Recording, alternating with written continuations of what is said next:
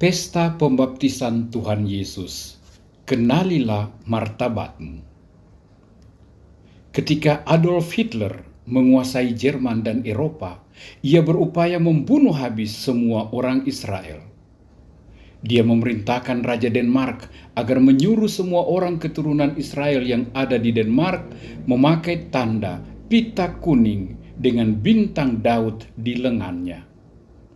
Raja Denmark ini tahu bahwa dengan ini pasukan Hitler akan dengan mudah menangkap mereka dan mengirim ke kamp-kamp kematian. Raja Denmark, Christian ke-10, seorang pengikut Kristus, sadar akan apa yang bakal terjadi. Maka ketika mengumumkan agar semua orang Israel memakai pita kuning dengan bintang Daud di lengannya, ia sendiri mengenakan tanda itu. Dan rakyat Denmark tanpa kecuali memahami isyarat ini dan semuanya ikut mengenakan pita kuning berbintang Daud. Ketika pasukan Hitler datang, mereka melihat semua penduduk Denmark termasuk raja mengenakan tanda yang sama. Maka mereka tidak berani menangkap dan membunuh orang-orang dengan tanda tersebut. Solidaritas Raja Denmark ini yang ikut menjadi orang Israel menyelamatkan nyawa sekian banyak orang Israel di negaranya. Saudara, pembaptisan Tuhan Yesus dapat diumpamakan seperti tindakan solidaritas Raja Denmark. Yesus ambil bagian dalam kemanusiaan yang berdosa untuk menyelamatkan dan menebus mereka. Masih ada pertanyaan, lalu mengapa Yesus harus dibaptis?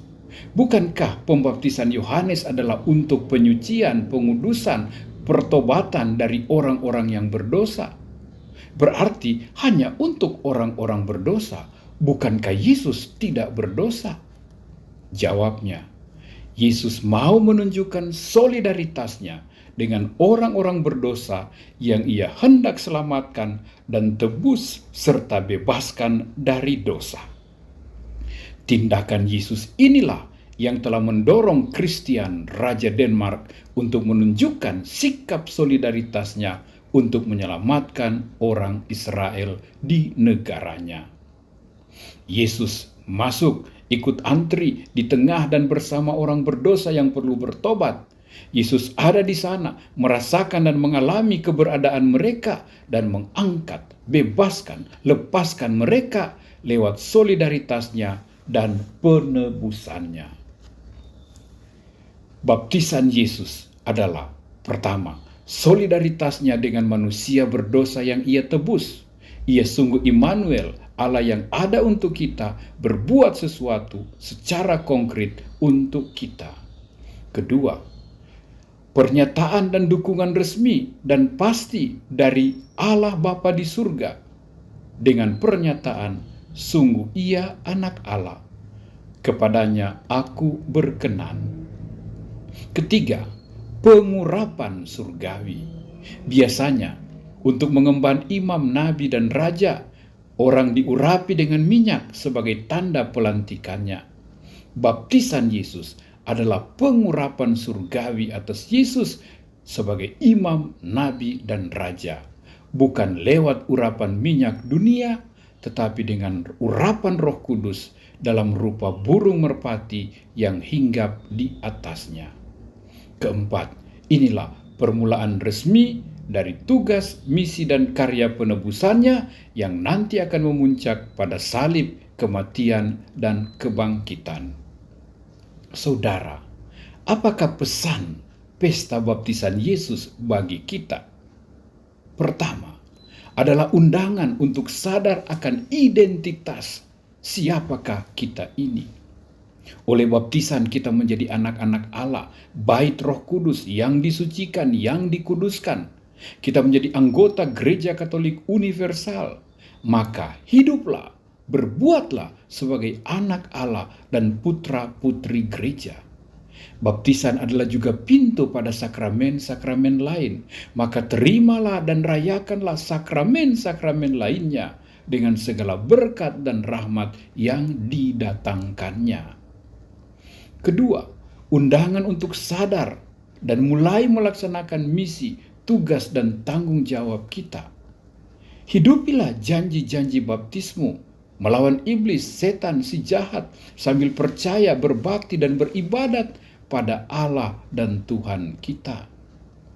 Ambillah bagian dalam tugas Kristus sebagai imam, nabi, dan raja, sebagai garam dan terang dunia dimanapun engkau ditempatkan.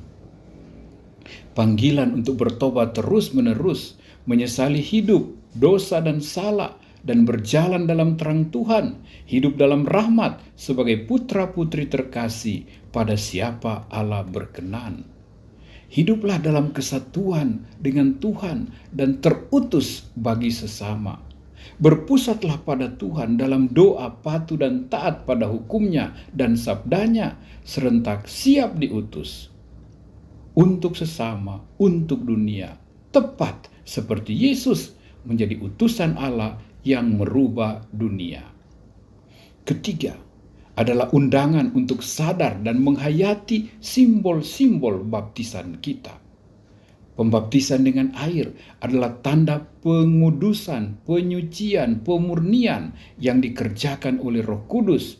Kita lalu menjadi bait Roh Kudus. Panggilan kita adalah menjadi kudus.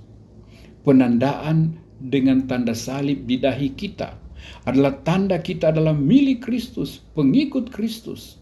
Ada Kristus di salib, bukan jin. Ada Kristus di hidup kita, bukan iblis. Pengurapan dengan minyak suci adalah tanda sederhana dari pengurapan Kristus sendiri. Kita diurapi, diangkat menjadi anak Allah. Maka hiduplah sesuai martabatmu itu. Lilin baptis yang dinyalakan pada lilin Paskah, tanda kita ambil bagian dalam iman akan Kristus terang dunia. Panggilan menjadi terang melawan si gelap, iblis, dengan segala tipu muslihatnya.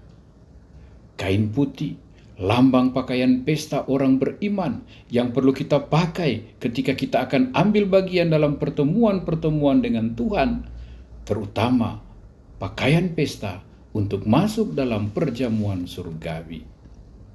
Maka baguslah secara sederhana kita galakkan kembali.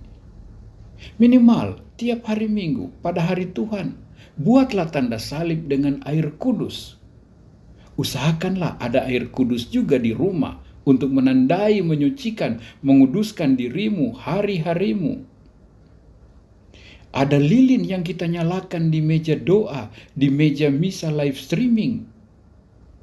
Ada baju yang pantas, bersih dan layak yang kita kenakan untuk duduk di meja perjamuan Tuhan, untuk hadir dalam ibadat-ibadat. Ini semua mendorong kita menjadi garam terang, imam, nabi, dan raja sesuai martabat kita.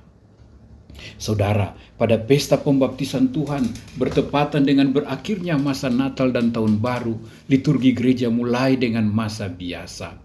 Kita juga kembali menekuni ritme hidup kita sehari-hari di dunia di tengah situasi 2021 yang memiliki tantangannya sendiri.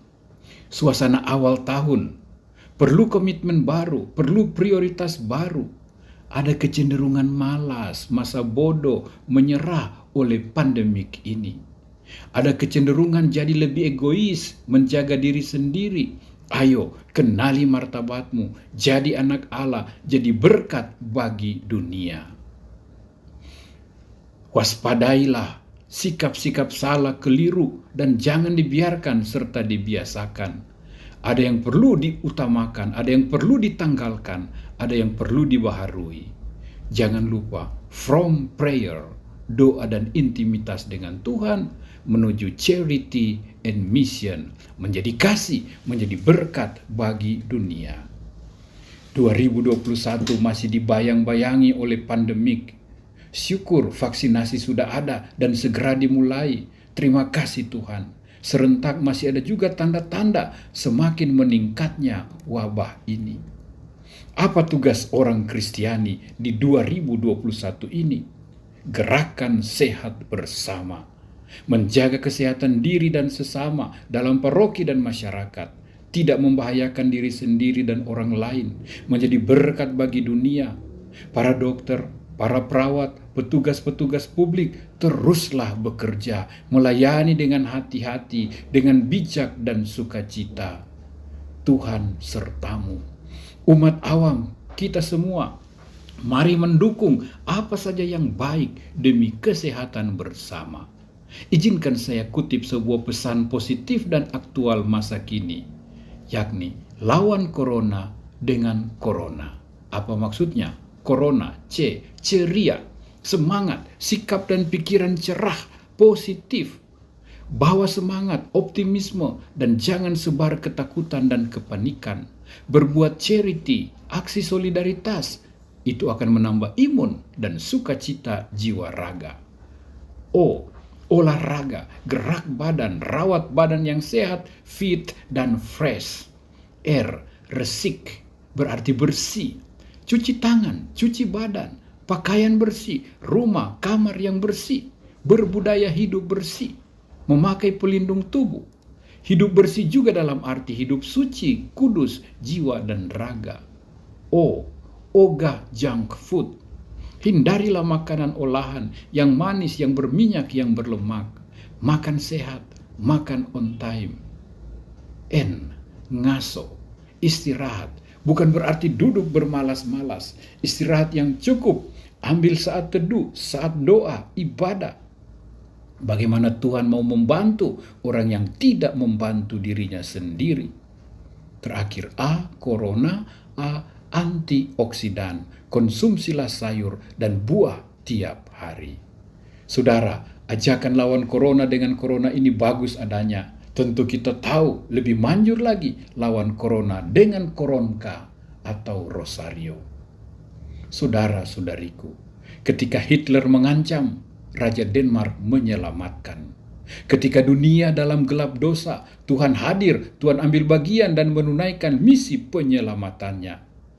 Adalah tugas kita para terbaptis saat ini melanjutkan misi Tuhan kita Yesus Kristus, jadi anak Allah, jadi berkat, jadi selamat bagi dunia seperti dibuat Raja Denmark. Hai orang-orang terbaptis, kenalilah dirimu, martabatmu, dan hidupilah itu. Lihat, langit terbuka, Tuhan berkenan, Tuhan memberkati. Ayo kita mulai. Amin.